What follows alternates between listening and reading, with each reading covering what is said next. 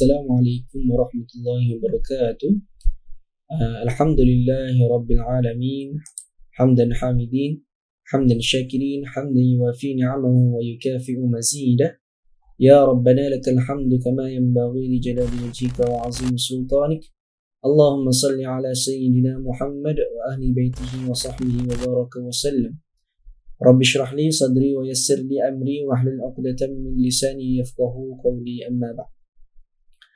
InsyaAllah pada video kali ini saya akan berkongsi dengan tuan-puan yang dirahmati Allah sekalian berkenaan dengan ayat Al-Quran yang paling akhir sekali diturunkan kepada Rasulullah sallallahu alaihi wasallam.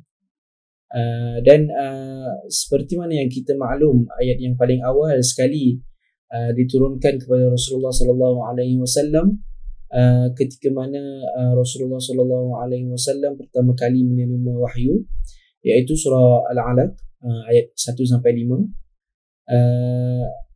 Iqra bismi rabbikal ladzi khalaq ila akhir ayat.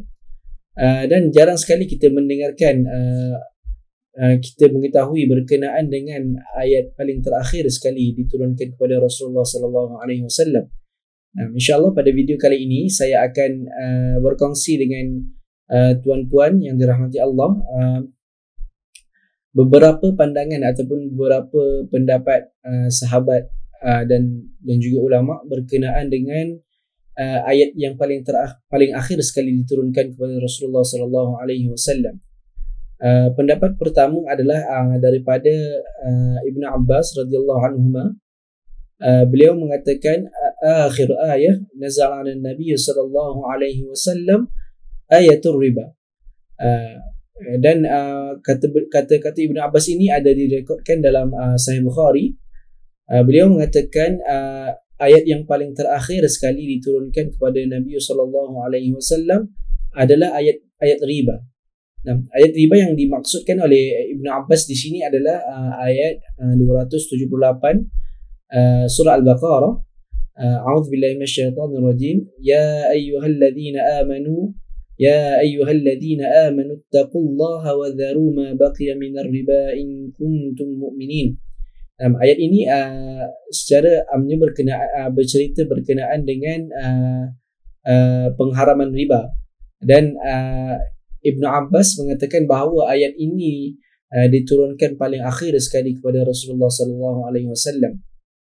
Pendapat yang kedua adalah daripada Sa'id ibn Jubair radhiyallahu anhu.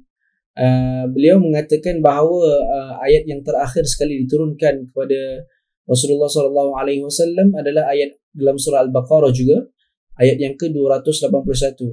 A'udzu billahi minasyaitonir rajim. Wattaqu yawman turja'una fihi ila Allah thumma tuwaffa kullu nafsin ma kasabat wa hum la yuzlamun. Dan Sa'id ibn Jubair radhiyallahu anhu juga mengatakan bahawa beliau mengatakan bahawa ayat ini diturunkan 9 hari sebelum Rasulullah sallallahu alaihi wasallam. Dan pandangan Sa'id ibn Jubair ini kita boleh lihat dalam kita boleh rujuk dalam tafsir Ibn Abi Hatim. Pendapat yang ketiga adalah ayat Al-Quran selepasnya, iaitu ayat yang terpanjang dalam Al-Quran, iaitu surah Al-Baqarah ayat yang ke-282.